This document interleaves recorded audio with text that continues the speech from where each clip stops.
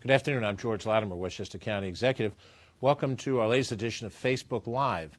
We have had the pleasure of hosting these conversations, and today we're going to be speaking with Dr. Charlita Amler, who is our Commissioner of Health here in Westchester County.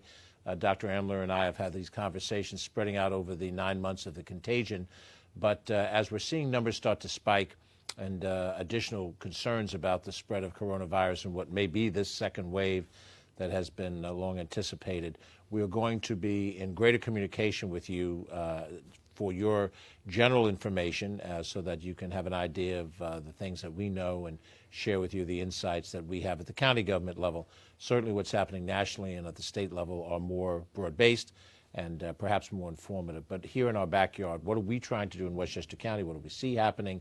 We'll try to share that with you more frequently. We're doing COVID updates now on Mondays at 2 o'clock and Thursdays at 2 o'clock. That's twice a week, obviously. And next week, because of the Thanksgiving holiday, we'll have our updates on Monday and Wednesday at 2 o'clock. And we will report more frequently than that if the situation merits it, which it may, given some of the circumstances we're going through. But again, Dr. Amler, thank you for being our guest again. Here we are. It's been a while since we had the very first conversation. And I want to point out for the folks at home that Dr. Amler was the very first person in our government that identified the concerns about coronavirus, and she did that back in January. And I remember having an initial conversation. There was some press conversation in January. In February, we had a prospective case of a woman coming back from China, which we helped isolate as one case. And it's almost quaint to think back that we were concerned about one case in each and every case with no idea of just how many cases we'd have altogether. We're now in a situation where we have in round numbers about 3,700 active cases, a little over that. We have just shy of 1,500 fatalities in Westchester County, and we've seen this disease up close and personal. So, Charlita, just from a general standpoint, you're a healthcare professional for a long time. You've been in this job here in Westchester, previously in Putnam County. You've seen a lot of things. Nobody's seen a pandemic like this. Has there been anything that has particularly surprised you? And is there anything that you, as you sit there and you think to yourself from your professional experience, it played out along the lines that you thought it might? Yeah, I think it pretty much has played out as we thought it would. We had a whole lot of cases in March and April. And then as the weather warmed up and people were able to go outside, social distance more, got used to the idea of wearing masks and social distancing, we got down to single digits there for a long time where we had less than 10 cases a day. But then as the weather started to get a little colder, kids went back to school, then we had Halloween, and Halloween seemed to have given this disease a jump start back in our community. And so I think it was a lot of gatherings, a lot of people socializing after Halloween. We really have seen a tremendous bump. In the month of November, the case have just been going up every single day. So now we're on an average day over 300 new cases a day in Westchester. And I think that this is probably what we're going to see is the cases continue to increase until we have a vaccine or the public really starts to take what we're saying seriously and really puts the measures that we know work, which is masking, social distancing, avoiding large groups or almost any groups. Until people go back to doing that, I think we're not going to see a decline in our numbers. Well, we've certainly seen pandemic fatigue in the minds of individuals. I hear it in conversations, and we see it in general in the society. Perhaps in this area, not as great as in other areas for whatever reasons, demographic reasons and so forth. But as a medical professional, and you've gone through the rigor of getting your degrees, doing your internship, and knowing what you know about medical science. How does it feel when you deal with people who express an opinion about something and you know the kind of facts that lead up to what the alternate point of view is? Does it frustrate you to have to try to make sense and hear people say things that are coming from some other platform of framework? Well, sometimes it makes me wonder why I went to medical school when I could have been a doctor by reading the internet, which is what seems Dr. Google. Yeah, a lot of people just think that they can go there and get all the facts that they need. The fact of the matter is that you have to be very careful when you're using the internet or any other source in regards to your medical care other than your physician, because not everything, unfortunately, on the internet is true. And we've seen that in the past with a variety of issues, public health issues. So I think that the most trusted source that anyone can have is the clinician that they have a relationship with. And that's hopefully who people will be listening to, in addition to the public health experts, who are going to be saying to them, we have vaccines coming. When we have those vaccines and they're available, you really need to consider taking that vaccine as long as you feel that it's safe for you and your family to do so. And that requires a conversation with your physician. I want to talk a little bit about testing, the act of testing. We have, I think right now, two different types of testings in general categories. There is a rapid test, and then there's the one that we first saw, the swab testing, where they get a culture, or whatever you call it, from fairly deep in your nasal passage. I've gone through two of the latter tests, and both times came up negative. Tell me a little bit about, first off, the difference between the two tests and how reliable you can find them. So the rapid what we think of most of the time, we think of rapid tests as an antigen test, which is looking for a bit of protein from the virus. And those tests are usually very quick. You can have results back in 15 minutes. The problem is they can have both a false negative or a false positive finding. So if a person has a positive test in the state of New York and it's an antigen test, we assume it's positive, and we will go with the positive finding, meaning that person's going to be placed in isolation, their contacts are going to be placed in quarantine. If the test is negative, we would really encourage them to go on and get a PCR test, which is looking at the actual RNA of the virus that causes COVID. And that is a more reliable test, much more dependable. And so if that test is negative, we feel much more reassured that the person does not have active disease. Now, I know that folks, oftentimes want to, know what my status is. Let me get a test and find out what my status is. While testing helps determine whether you do or don't have the disease, the desire to have sort of a preemptive test, perhaps without symptoms manifest or without a perceived contact with somebody that has it, why isn't that necessarily a good idea to do in general? Because people will say, let me test, let me find out if I have it, and if I don't have it, then I'm okay. Well, we need to be reminded that the incubation period for COVID is up to 14 days. But if, let's just say that you had COVID and I'm sitting right here by you and we were closer than we are today and I got exposed. If you told me this evening, you called me and said, Dr. Ambler, I've just found out I have COVID. If I went and got a test done, even if I had been exposed, even if I was incubating the disease, my test would be negative. It requires a certain amount of time for the virus to be in your body, for enough virus to be there for us to be able to pick that virus, the presence of that virus up. So even when someone is exposed, we would generally say if you are going to test, then wait at least 5 days. More likely would be you were exposed, you're in quarantine, and you become symptomatic. That's the point we would really suggest to people that you have symptoms. Either you've been exposed or you just have the symptoms of COVID. You're eating and you suddenly find, hey, I can't taste my food. My sense of smell is not good. I've got a little bit of a cold-like syndrome, don't feel so well. Maybe I need to get tested. That would be when it would really be appropriate to go in and get tested. From the standpoint of the individual who takes a test and it comes back negative, the protocol says that they should still quarantine themselves for a number of days. Why is that? Because at any point in those 14 days, they can have enough virus in their body to not only be positive on a test, but to spread it to others. And unfortunately, we don't know when they're going to reach that point. All we can say is if you don't get sick within 14 days, if you don't develop this disease within 14 days after exposure, chances are you're not going to. But I can't tell you at what point in those 14 days the individual person is going to have symptoms or be positive or be able to spread it to other people. We don't know. Now, we have an airborne virus here that's very communicable.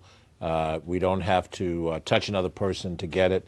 We don't have to have a bodily fluid exchange in order to get it. It can be in the air and we can pick it up.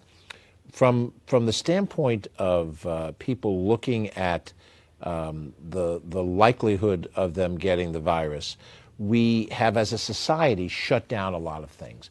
We've eliminated, community celebrations. We can start with St. Patrick's Day and take it all the way through Independence Day and down into now on the cusp of Thanksgiving, Veterans Day. And we've canceled major events. The major religious holidays, Easter, Palm Sunday, Passover, Ramadan, not celebrated the way we have. Yet the virus still advances.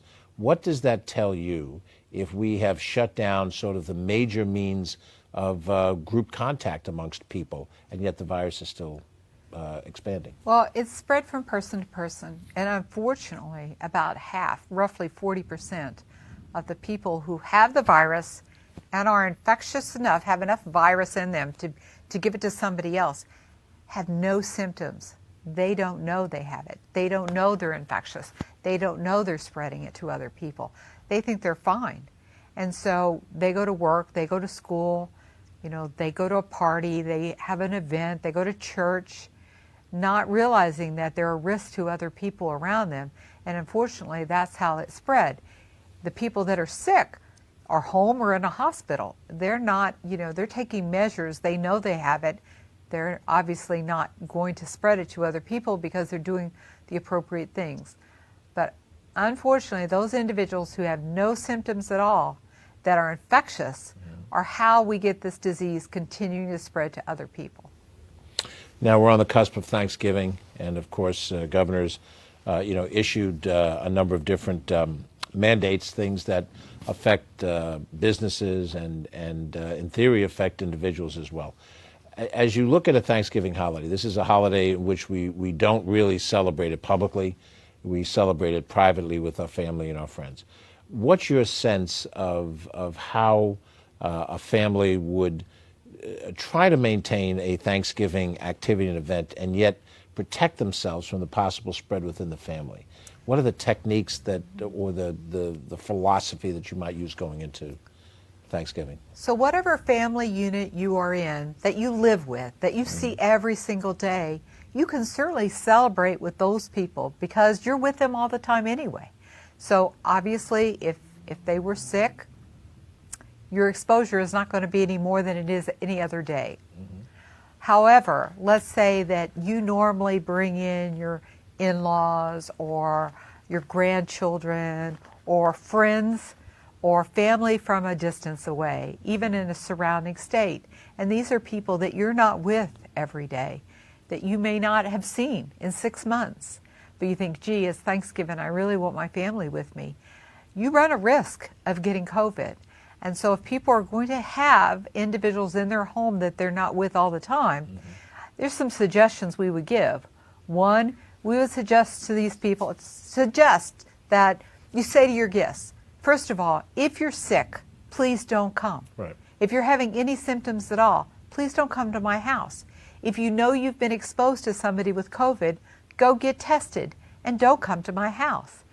If it's like a college student, there've been a lot of cases in colleges, and we have college students coming home.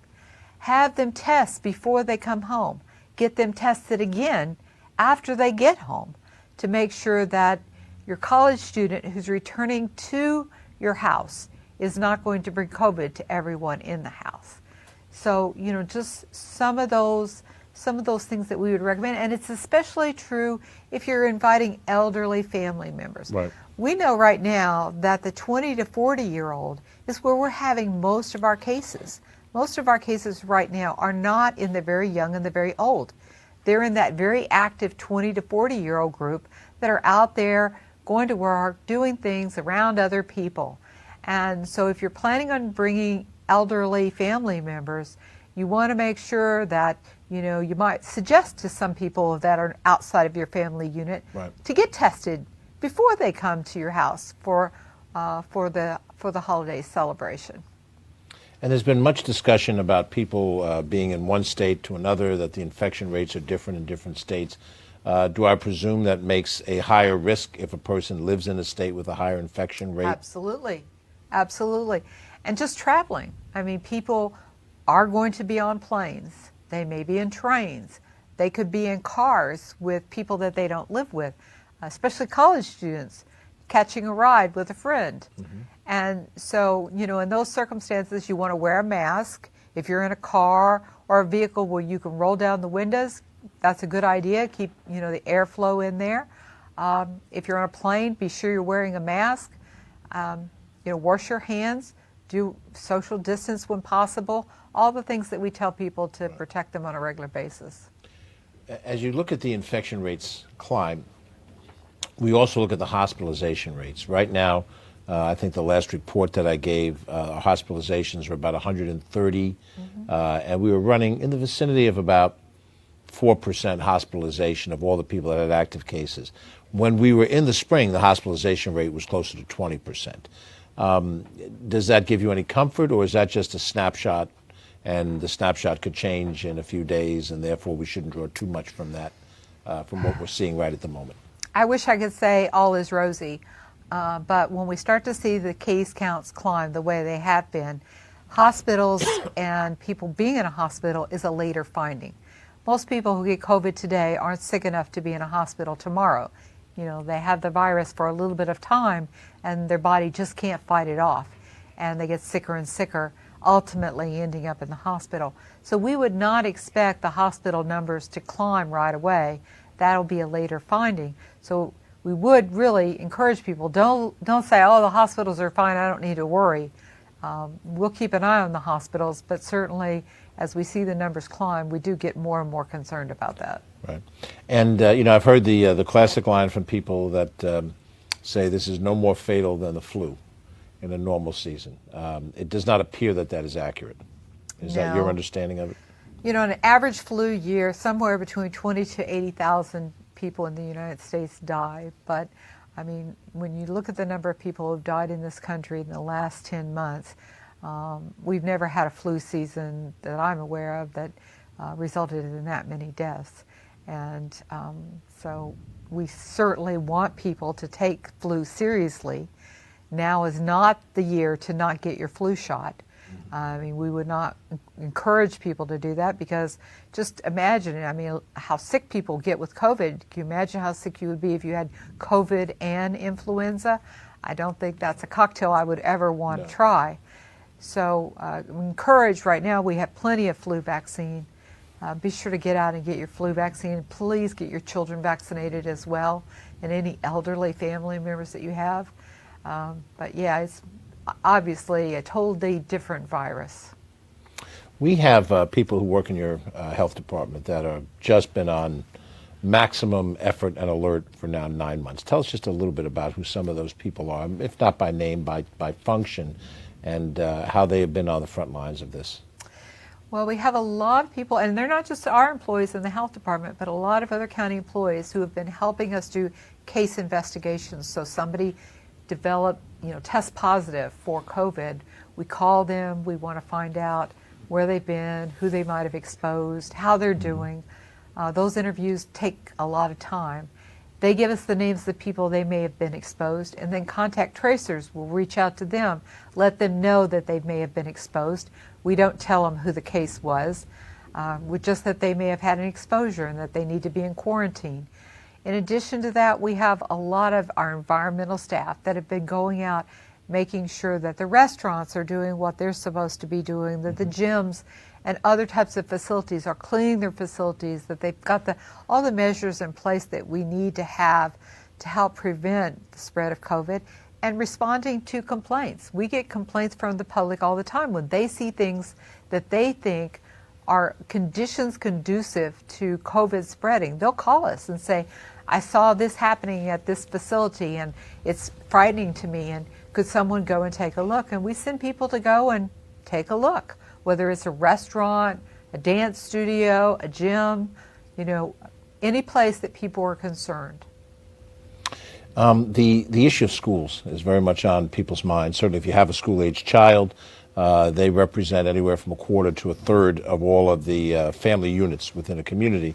And some schools are still operating remotely, some are doing a hybrid, there's some that are all in session. And I'm sure that those that are in session, recognize that kids learn better when they're in a classroom setting, and also the lives of the parents are less disrupted when they're in person. By the same token, I'm sure the health department has had a steady diet of requests. What do I do? We have this person has tested COVID. How do you process making an assessment of a school building when there's a case that's manifest? Well, I can say that the schools have done a beautiful job through all this. They've been great partners with the county. And how I know that is when we look at the number of cases we get and where did those cases come from and who did those cases spread to. I can tell you most of the cases of COVID in our schools, the children didn't, or the teachers or the staff didn't get exposed in school. They didn't get COVID from being in school. Most of the exposures seem to be outside of school. But when they do have a case, they let us know, and the schools work very closely with us to try to decide who within the school needs to be quarantined. Can they stay in operation, or do they need to shut down? What's the safest for the students, the teachers, and the staff within that facility? But they've done a great job. I want to commend all the schools. Well, we share that feeling as well, and how difficult it is depends on the size and the scope of the school district. There are some districts with a half a dozen buildings and some that have, 3-4 dozen buildings, depending on the size and the scope. And certainly after Halloween, we saw, some schools have significant number of cases. Those cases didn't occur at school. They occurred because the people got together after hours, mostly for Halloween events, and unfortunately the virus was spread at those events. But then you could have a large number of people end up positive at a school. People get a little panicked. They think there's, spread within the school. But as far as I can tell, that didn't happen. From the experiences that you saw when we had a couple of spikes, the Chappaqua High School party issue in June, the church in Pleasantville in August, in those particular cases, there was aggressive contact tracing that was done. Now, the numbers were smaller than what we see now. Does the system work? Oh, absolutely, absolutely. We were able to identify the individuals who had been exposed, and when they developed the disease, more importantly, they were in quarantine, so they weren't spreading it to other people. That's how you stop a virus, is you identify individuals before they're able to spread it to others, and you prevent them from spreading it.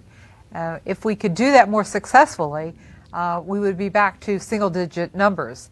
But right now, that's a little bit of a challenge. That's what we're hoping for. I want to give you a chance to sort of wrap up any thoughts that you have. We'll, if we have reason to, we'll do this again, and hopefully we'll do it as numbers come down. But given what you've seen, give us the next best advice, doctor. We come to medical doctors to give us advice. Give us some advice. Well, I'd like to give some advice around Thanksgiving, and that is, our usual food advice, which people may not be thinking of because everybody's so concerned about COVID. But just a reminder to thaw your turkey in the refrigerator, because turkeys inherently have salmonella, and salmonella is associated with foodborne events, food poisoning. So if you lay your turkey out to thaw, the bacteria that's on the turkey will multiply and potentially make you sick. So thaw your turkey in the refrigerator. You need to allow 24 hours for every 5 pounds the turkey weighs. When you take the turkey out, if you wash your turkey, remember that bacteria then gets onto wherever you've laid that turkey or set that turkey. You want to be sure to wipe the counter off, use soap and water, maybe a little bit of bleach and water to clean surfaces with. When you put the turkey in the oven, you want to if you're going to stuff the turkey, start with cold stuffing, because if the stuffing is warm, bacteria could again be growing in there. So we want to use cold stuffing to start with. You want to cook the turkey until it reaches 165 degrees, and you want to test that with a long probe thermometer, and you want to check in multiple locations. So you want to check in the thickest part of the breast, in the thickest part of the thigh, and also under the wing. And if it's not at least 165 degrees, whether the little pop-up thing comes up or not, it's not quite ready to eat. Mm-hmm. In light of COVID, now is not the time to have people serving themselves. So if you're going to have an event and have a large people, when I say large, less than 10 is the limit from the governor, and I would love it even if it was less than that. But whatever number of people you have, you don't want to put the bowls and the platters on the table with the spoons and have people serving themselves. Better to have one person who's gloved, plate the food, hand individuals their plates with the food on it, or set up a buffet line and have one person serve individuals as they come by, so that we don't have a lot of people with their bare hands touching utensils that everybody's touching, and then then feeding themselves. So just some reminders around just what we need to be aware of for Thanksgiving. And if you're the host and you suddenly feel ill, don't be ashamed to call your guests and say, I'm sorry, I'm not feeling well. Right. Thanksgiving's canceled this year, because I'm sure they would appreciate that more than ending up with COVID, even if you did serve them a wonderful Thanksgiving meal. Right. We've been talking with Dr. Shalita Amler, who's the Commissioner of Health for Westchester County, and she has been at the forefront of our COVID efforts, anti-COVID efforts. And I want to thank you again, Dr. Amler, for your tremendous work and the work of your department. Please convey back to your people just how much we appreciate what they've done and how much high regard we have for them and all of the efforts, because we're going to be calling on them again tomorrow and the day after that and the day after that, given the nature of what we're facing. I will certainly extend your thanks to them, and the Health Department, we thank you for your leadership. Yeah, thank you for that. We will be announcing additional Facebook Live conversations as we go forward. Hopefully they'll be interesting. Certainly Dr. Amler was, and she comes out of a background that I think helps us all put into perspective what we hear on the internet and social media and on television screens as we try to deal with this. I'm George Latimer. Thanks for tuning in. Stay safe. Use common sense in all of what you do. Wear your mask. Sanitize your hands. This is not a political statement. This is just practicality. We want you to be here for Thanksgiving. We want you to be here for Christmas. We want you to be here for the Happy New Year that we hope is ahead for all of us when we put this behind us. Have a great day.